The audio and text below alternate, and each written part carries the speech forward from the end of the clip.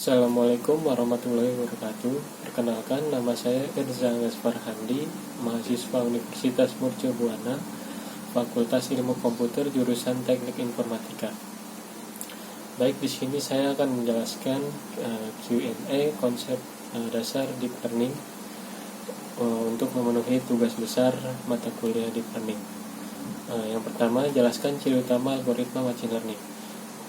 Menurut Collins-Francois, ciri utama dari algoritma machine learning dibandingkan dengan pemrograman konvensional adalah kemampuannya untuk membuat komputer memprogram dirinya sendiri.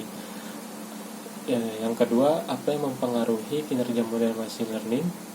Kinerja model machine learning dipengaruhi oleh yang pertama, pemilihan model yang ditraining untuk melakukan pemetaan dari data ke label.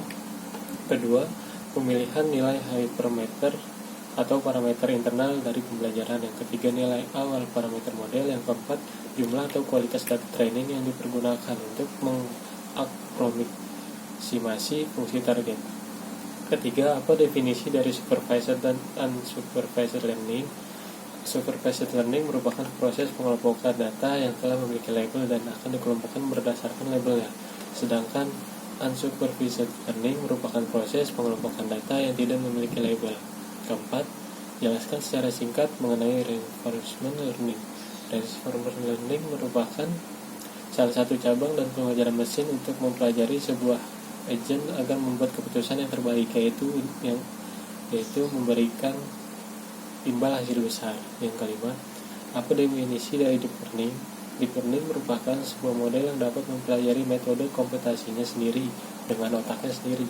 Sebuah model deep learning dirancang untuk menganalisis data dengan struktur logika yang mirip dengan bagaimana manusia mengambil keputusan. Yang keenam, apa perbedaan machine learning dengan deep learning? Salah satu perbedaan utama antara machine learning dan deep learning adalah performanya ketika jumlah data terus meningkat. Algoritma deep learning tidak mampu mengolah data dengan jumlah kecil secara maksimal, sementara algoritma machine learning mampu mengolah data dalam jumlah yang lebih kecil. Ketujuh, jelaskan tentang konsep single perceptron. Single layer perceptron merupakan sebuah perceptron yang memiliki satu variabel weight dan satu variabel layer dari output neuron. Ke-8, sebutkan tahapan perceptron training rule. Prosedur pelatihan dari perceptron saat proses iterasi menghasilkan bobot konvergen. Bobot ini akan dilatih sesuai dengan pola input sehingga dihasilkan output sesuai target. Perceptron tersusun atas 3 lapis neuron, yaitu unit sensor, unit asosiasi, dan unit output. Yang ke-9, apa yang dimaksud dengan likelihood function deviation probability? Likelihood function merupakan peluang data untuk asumsi atau pengetahuan tentang X yang berubah-ubah. Dengan likelihood tersebut, kita mengoreksi pendapat akhir kita yang dapat digunakan untuk mengambil keputusan.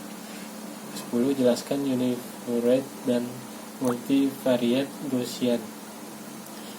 Univariate juga dikenal sebagai distribusi Gaussian, ditentukan oleh dua parameter, mean yang merupakan nilai yang diharapkan dari distribusi dan deviasi standar yang sesuai dengan deviasi kuadrat yang diharapkan dari mean. Multivariate Gaussian adalah generalisasi multidimensi dan dari distribusi normal satu dimensi. Itu mewakili distribusi variabel acak multivariate yang terdiri dari beberapa variabel acak yang dapat dikorelasikan satu sama lain.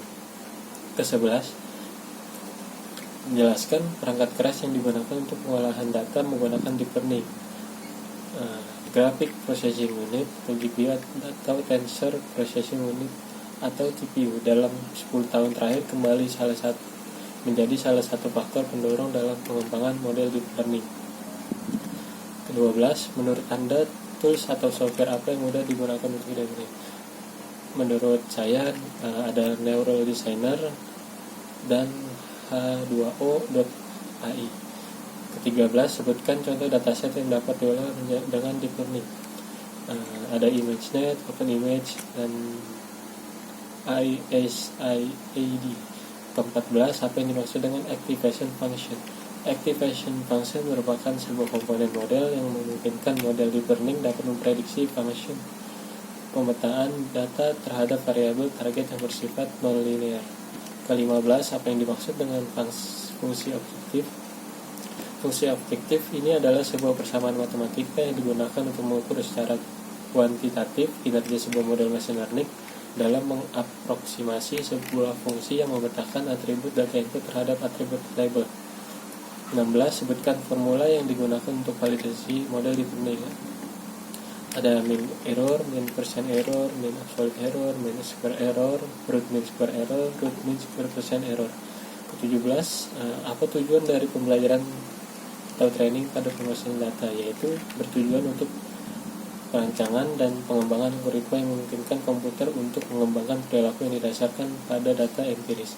18. Apa yang dimaksud dengan steepest gradient descent? Metode steepest descent merupakan metode iteratif paling sederhana untuk menentukan nilai optimal dari suatu fungsi.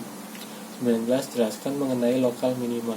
Lokal minima adalah bagian dari fungsi kesalahan. Mereka tidak sesuai dengan nilai kesalahan terendah, tetapi hanya dengan kesalahan terendah dalam rentang nilai variabel independen yang terbatas. 20. Apa yang dimaksud dengan gradien? Gradien adalah turunan atau diferensial fungsi. Mungkin itu saja yang bisa saya jelaskan. Kurang lebihnya mohon maaf. Wassalamualaikum warahmatullahi wabarakatuh.